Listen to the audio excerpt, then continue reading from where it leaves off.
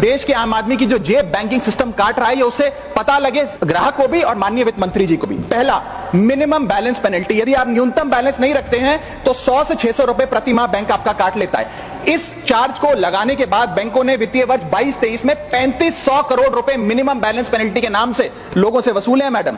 दूसरा charge, extra ATM usage. आपको ATM transaction के लिए 2 से 3 की मोहलत मिलती है, 2 से 3 की इजाजत मिलती है बैंकों द्वारा। अगर आप चौथा पांचवा ट्रांजैक्शन कर लें तो हर ट्रांजैक्शन पे 20 रुपए एटीएम चार्ज आपको देना पड़ता है। इनएक्टिविटी फी 100 से 200 रुपए सालाना, यानी कि अगर बैंक आप बहुत ज्यादा अपना अकाउंट यूज नहीं करते हैं तो बैंक इनएक्टिविटी के नाम पे भी चार्ज लगा देता है। फिर बैंक स्टेटमेंट आप मंगवाते हैं तो बैंक स्टेटमेंट इशुएंस चार्जेस के नाम पर आपसे 50 से 100 रुपए लेता है। फिर आप कहते हैं हमें एसएमएस अलर्ट के माध्यम से मेरे बैंक के खाते में क्या आ रहा है उसकी जानकारी मिले, तो एसएमएस अलर्ट चार्जेस के नाम पर भी प्रति क्वार्टर 20 से 25 रुपए आपसे लिया जाता है। ऑनलाइन पेमेंट करेंगे एनईएफटी की तो ट्रांजैक्शन फी भी ली जाती है। जबरदस्ती आपको पहले लोन बेचते हैं और फिर उसके बाद लोन प्रोसेसिंग फी के नाम पर 1 से 3% लोन अमाउंट का काट लेते हैं। और जब आपकी किस्मत ठीक चल रही हो और आप समय से पहले अपना लोन बकाया जो है उसका भुगतान करने बैंक पहुंच जाएं तो loan pre closure charges, early payment penalty के नाम पर भी बैंक आपसे पैसा वसूलता है। साधारण सा सिग्नेचर बदलवाना हो, नॉमिनी की डिटेल्स बदलवानी हो,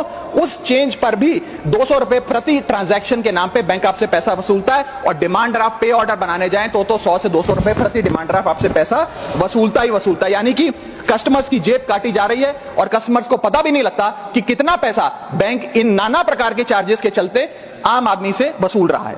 अपने क्वार्टरली या मंथली टारगेट्स पूरा करने के लिए बैंक के एग्जीक्यूटिव मिस सेलिंग करते हैं, गलत प्रोडक्ट लोगों को बेचते हैं। यह भी एक प्रकार का हनी ट्रैप है। मीठी मीठी बातें कर भोले भाले मासूम लोगों को ऐसे प्रोडक्ट्स बेच दिए जाते हैं जिनकी जरूरत उन्हें है ही नहीं।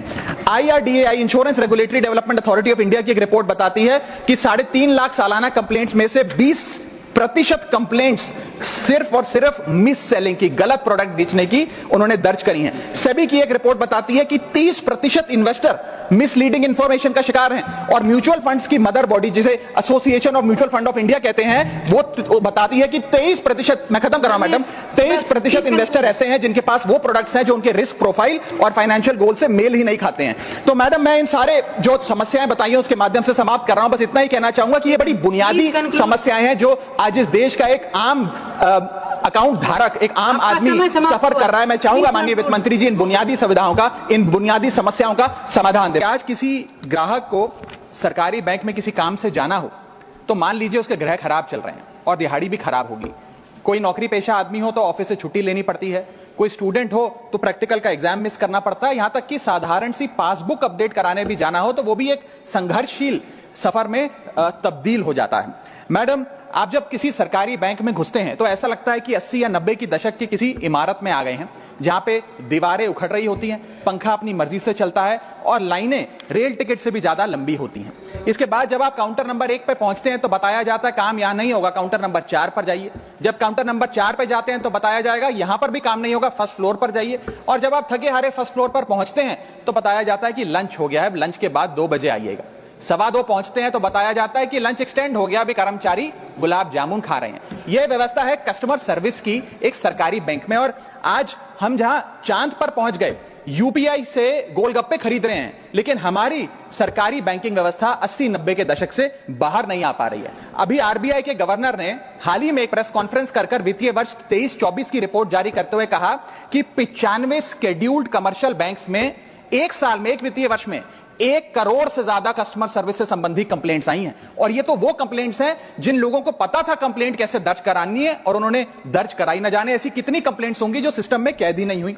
इसी के साथ साथ बैंकिंग कोड और स्टैंडर्ड्स बोर्ड ऑफ इंडिया का एक सर्वे बताता है कि 45% बैंक कस्टमर्स बैंकिंग व्यवस्था से डिससैटिस्फाइड हैं, असंतुष्ट हैं। और मैं चाहूंगा आपके माध्यम से सरकार के कानों तक ये बात पहुंचे कि डिजिटल सर्विसेज का एक कस्टमर सेटिस्फैक्शन ऑडिट कराना चाहिए सरकारी बैंकों का, कि क्या हमारी सरकारी बैंकों की वेबसाइट का इंटरफेस या मोबाइल एप्लीकेशंस सरल हैं, अच्छी हैं, या कस्टमर्स उससे त्रस्त हैं।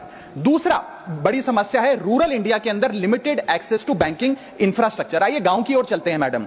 क्या हमारी बैंकिंग व्यवस्था ग्रामीण इलाकों तक पहुंच चुकी है? नाबार्ड की एक रिपोर्ट बताती है कि 50% of rural India is still suffering from lack of adequate access to banking. Financial inclusion index की आरबीआई की 2020 की रिपोर्ट बताती है कि ग्रामीण भारत में हर 100 में से मात्र 54 लोगों तक ही हमारी बैंकिंग व्यवस्था जैसे तैसे पहुंच पाई है, और 30% से ज्यादा रूरल हाउसहोल्ड आज भी ऐसे हैं जो पूरी तरीके से अनबैंक्ड हैं।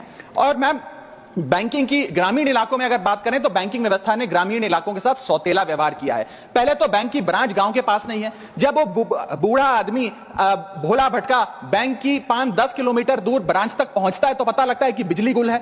बिजली आ जाती है तो पता लगता है सर्वर डाउन हो गया है। सर्वर भी चल जाता है तो पता लगता है आधार सीडिंग में दिक्कत है, फिंगरप्रिंट मिसमैच हो रहा है, या बैंक अकाउंट की मैपिंग ही नहीं हो पा रही है। डॉक्यूमेंटेशन से लेकर कॉम्प्लिकेटेड फॉर्म से लेकर लैंग्वेज के चैलेंजेस तक ग्रामीण इलाकों में लोगों को झेलने पड़ते हैं, और सबसे ज्यादा बैंकिंग फ्रॉड भी गांव के भोले भाले आदमी के साथ होता है। इसी के चलते हमारे गांव का आदमी प्राइवेट निजी साहूकार के पास जाकर लोन लेना बेहतर समझता है, ना कि किसी बैंक के पास जाकर। और जब वे साहूकार के पास जाता है तो ना वहां पेपर वर्क होता है, एक इजियर एक्सेस होता है, फियर ऑफ बैंक और इलिटरेसी नहीं होता। बहुत बार तो मॉर्गेज पे भी कुछ नहीं रखना पड़ता, इसलिए वो साहूकार से ब्याज पे पैसा उठाता है, लेकिन साहूकार उसे मनमानी दाम पर वो ब्याज पर पैसा देता है। 60 से 80% सालाना का इंटरेस्ट रेट चार्ज करता है, जिंदगी भर के लिए उसकी गुलामी लिखवा लेता है, और वो बेचारा गांव का भोला भाला आदमी डेट ट्रैप में फंस के रह जाता है।